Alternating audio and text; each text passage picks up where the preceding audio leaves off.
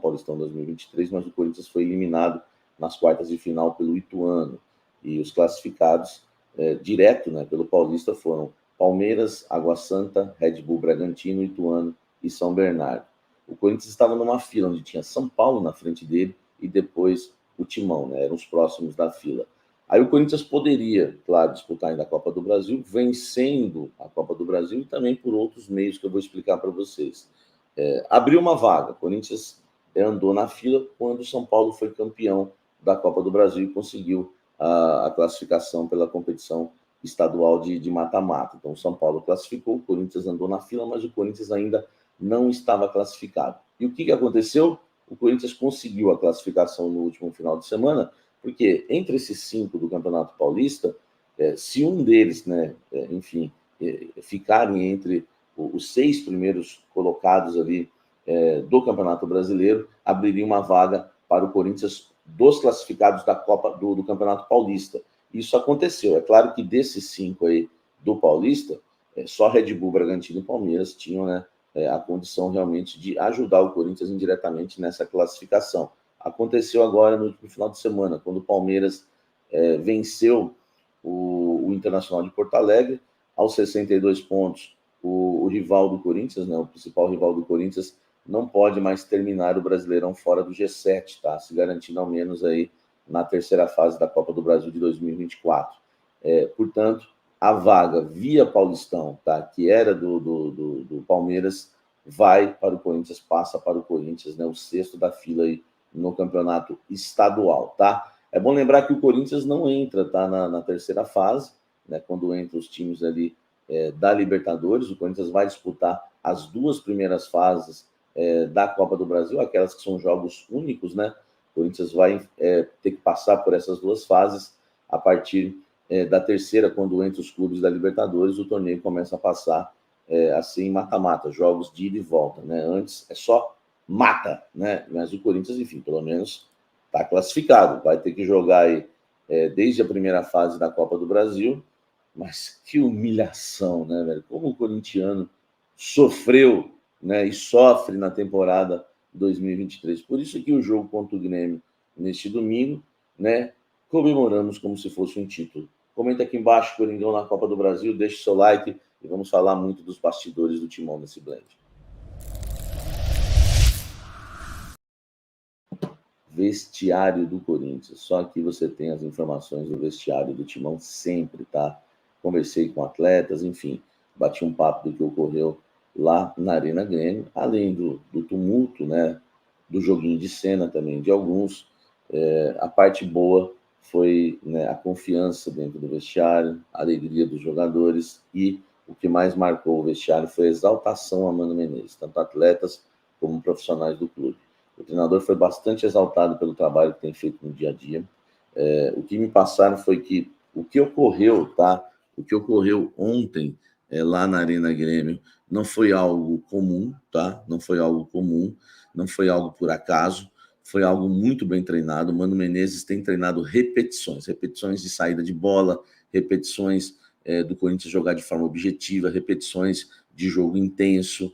Enfim, tudo isso foi destacado pelos atletas, tá? Aqueles que eu conversei, claro, dizendo que o Mano Menezes tem trabalhado muito a repetição. Ontem, por exemplo, o Corinthians saiu jogando muito pelos lados, deixando o meio livre. Isso foi treinado, isso não foi por acaso, tá? O Corinthians ontem fez linha de 5, claro que fez linha de 6, ocasiões de jogo, né, circunstâncias de jogo, tudo treinado. Então, assim, o Mano Menezes foi bastante exaltado, né, por esse trabalho tático e principalmente por conversar com os jogadores, reconquistar a confiança, e citaram para mim até o Romeirão da Massa. Isso mesmo. Falaram que o Mano Menezes, né, enfim, acabou ajudando bastante aí o Romero, que estava esquecido, tá? E dos últimos gols que ele fez, né, o Romero contra Cuiabá, contra o Atlético Mineiro e contra o Grêmio, foram gols importantíssimos, né, para o Corinthians. E é bom lembrar que sem esses pontos, né, se o Romero não tivesse marcado esses gols, o Corinthians hoje estaria na zona do rebaixamento no lugar do Cruzeiro. Tamanha importância hoje do Romero e do que o Mano Menezes, né, acabou apostando no jogador que pouca gente apostava, inclusive este aqui que vos fala. Então, Mano Menezes foi muito, mas muito exaltado no vestiário do Corinthians ontem. Comenta aqui embaixo o que você acha disso tudo. Você acredita que eu já fui apurar a escalação do Corinthians contra o Bahia? Calma, Samir, o jogo é só dia 25, para de ser louco por notícias, né? Me falam isso, né, lá dentro do Corinthians. Olha só, o jogo contra o Corinthians, você sabe, é no dia da eleição, né, contra o Bahia, por causa da parada da data FIFA, o Corinthians joga só agora, não nesse sábado, o outro sábado, tá? Enfim, esse jogo é considerado como extremamente decisivo, uma final para o Corinthians, porque o Bahia é um concorrente direto do Timão na briga contra o rebaixamento. Mano Menezes disse que os 44 pontos ainda não tiraram o Corinthians oficialmente, tá, do risco de queda. Não livraram o Corinthians do risco de queda. Mas muito difícil agora o Corinthians ser rebaixado, na conta dele 45, 46. Enfim, eu todo alegre fui conversar com as fontes, né, e fui elogiar o Mano pelos jogadores que ele tirou do time e aqueles que ele colocou. Fábio Santos, Gil e Yuri Alberto não figuraram na equipe titular. Elogiei também a saída do Renato Augusto no intervalo, jogador que realmente fez mais uma vez uma partida realmente muito abaixo. E o que me passaram é que, na verdade, o Mano Menezes poupou, tá, esses 3 jogadores, lembrando que 2 deles tinham cartão 2 cartões amarelos, né? Estavam pendurados. E o Mano, né, poupou esses atletas porque poderiam se lesionar já nessa partida, na partida contra o Grêmio, tá? Se entrasse em campo. Caso do Fábio Santos, do Yuri Alberto, enfim.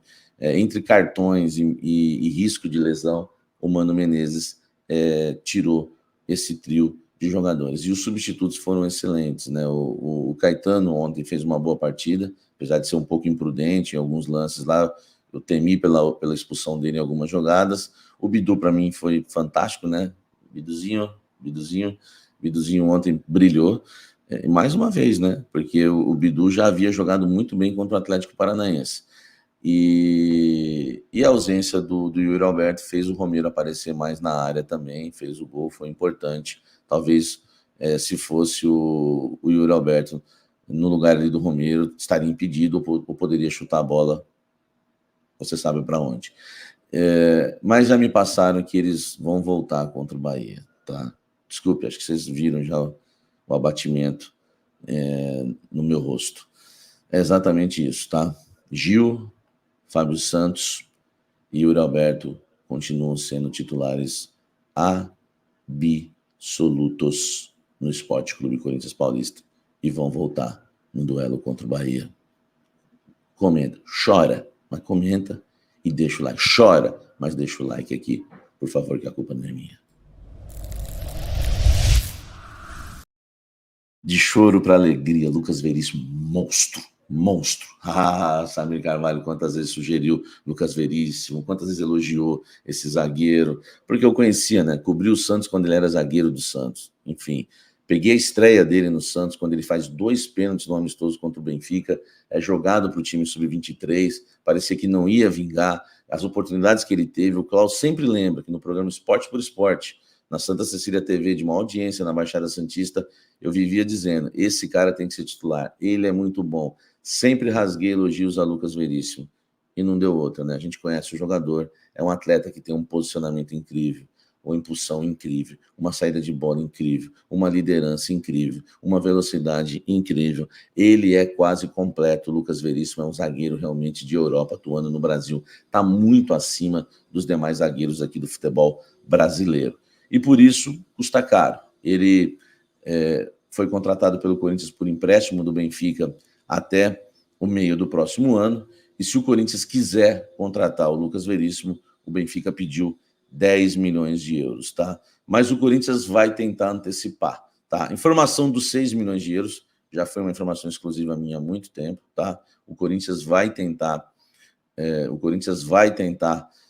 contratar o Lucas Veríssimo por 6 milhões de euros, vai fazer uma proposta de 6 milhões de euros, não de 10, e tentar fechar essa contratação. E me passaram o seguinte, que a ideia é que o Lucas Veríssimo seja o primeiro reforço do Corinthians em 2024.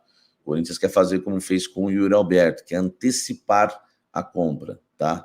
Então não é esperar chegar junho, enfim, abril, maio, para tentar fazer essa compra. O Corinthians quer já nessa janela fazer a compra. É claro que vai depender da diretoria. Eu estou falando dessa diretoria atual. Se a oposição vencer, eu também acredito que eles vão querer comprar o Lucas Veríssimo. Não tenho dúvidas disso. Então, a chance do Lucas Veríssimo ingressar uma carreira no Corinthians, enfim, mais sólida, a chance é muito grande, porque eu duvido que a oposição não vai querer contratar o Lucas Veríssimo também. Mas eu tinha que te passar essa informação, tá? Como passei o sonho do Augusto Melo em contratar o Di Maria, então estou aqui.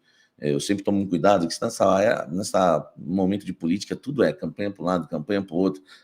O Di Maria, enfim, eu não estou fazendo campanha para ninguém, eu estou informando. O Di Maria é um sonho do Augusto, e eu estou informando que a atual diretoria vai fazer de tudo já para, na janela, comprar o Lucas Veríssimo. São informações, eu tenho que dar, e não vou ficar esperando a eleição acontecer para dar informação, senão tem que desligar o canal e voltar depois do dia 25. Eu estou sempre bravo.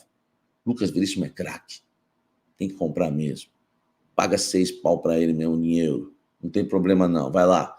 Deposita, tá? Eu mando um café especial ainda para ajudar. Deixa seu like aqui, inscreva-se no canal, ative as notificações.